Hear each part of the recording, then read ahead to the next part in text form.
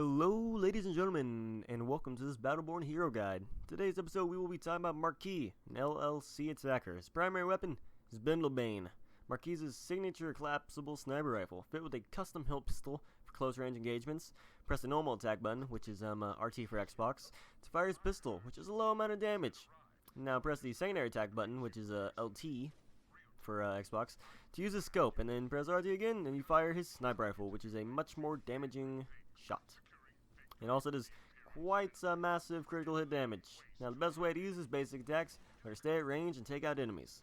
Marquis is quite fragile character. His pistol only does a small amount of damage, making staying at range an even better choice.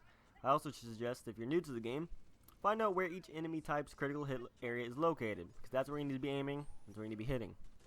Also, take advantage of Marquis' passive, 1, 2, die, which is German. That's 1, 2, 3, or well, 1, 2, die. But anyways, what this basically means is that whenever you shoot a target, it spots them, which is pretty good. If you shoot them 3 times, the third shot adds 50% of your attack damage as bonus damage.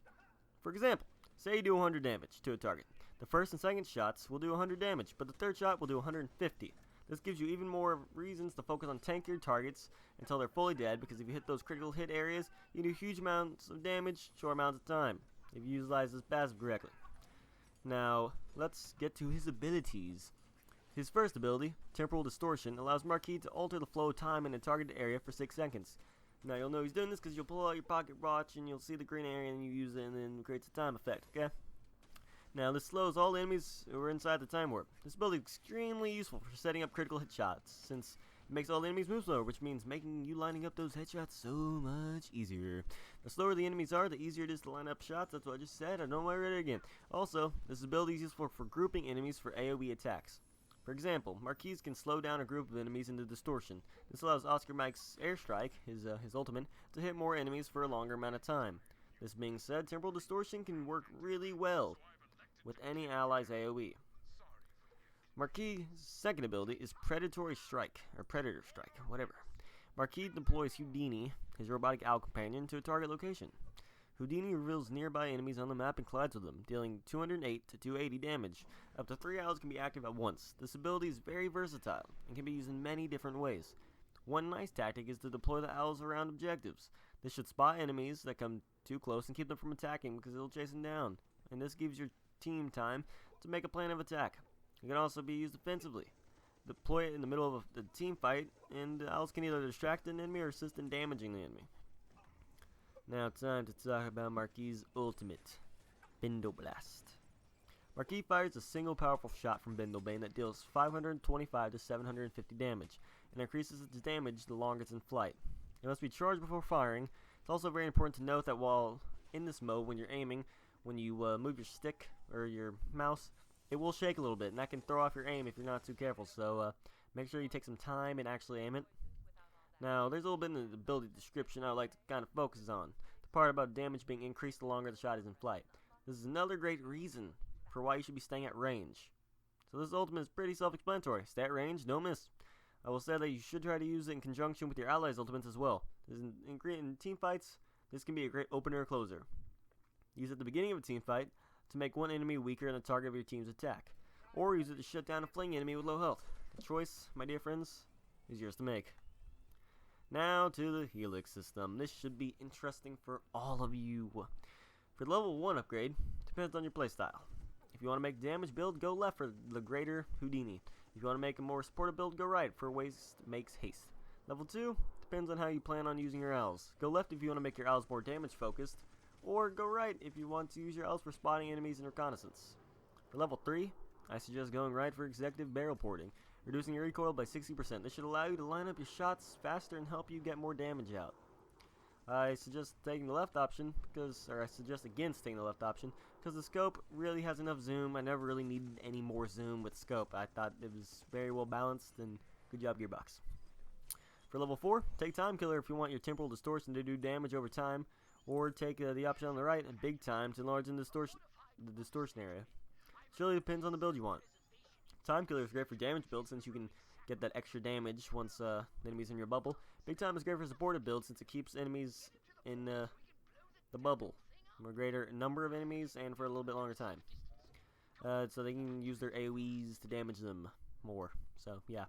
For level 5, I suggest taking the left option of Efficiency Expert. This allows Marquis' passive to trigger on the second shot instead of the third, allowing you to put out more damage in a shorter amount of time. For level 6, it comes down to your build.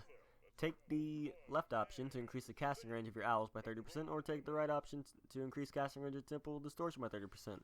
Also, whichever ability you find yourself using more, you may want to upgrade that one. Now for level 7, I suggest taking the right option, Bang for the Buck, which increases Bane's base damage by 18%. I suggest against Bullet Banker because the 2 extra bullets in the magazine really aren't needed unless you miss a lot. If you miss all your shots, you might want to take that because you're not good aiming. You need that little extra, them extra bullets. For level 8, depends on how your enemies are behaving. Take the left option of Windfall because when your owls detonate, they will leave behind an AoE that does 30 damage per second. If your enemies are fanning out and never grouping up, I suggest taking the right option of Huto the Vigilant, since it can increase your owl's single target damage. For level 9, I suggest taking the right option of Cease and Desist, which makes enemies in your Temporal Distortion 30% slower than they already are, which means that your allies can do even more damage with their AoEs. Also, it makes lining up those critical shots even easier than they already were. Like, that's amazing. Like, you should really go for that one if you like that. Now, level 10 upgrade, since healing system is a bit of a clusterfuck, if you can imagine. Level 10. So just taking the left option of Bindle Blast. This allows you to use Bindle Blast twice after it charges, meaning if you hit the same target with both shots at maximum or at a good distance, you can do 1,050 to 1,500 damage, which is quite a bit, pretty good. You know, not bad. Now to summarize this guide, because a lot of information in a short amount of time. I understand if you were lost, so I put summaries in the end. So those of you that skipped here, you got lucky. While using Marquis, stay at range. Make sure to focus on your enemy's critical hit points to maximize damage.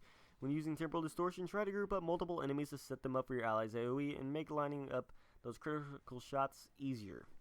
When using Predatory Strike, you can use your owls to chase down opponents to deal a decent amount of damage, or you can use your owls to protect objectives to spot enemies.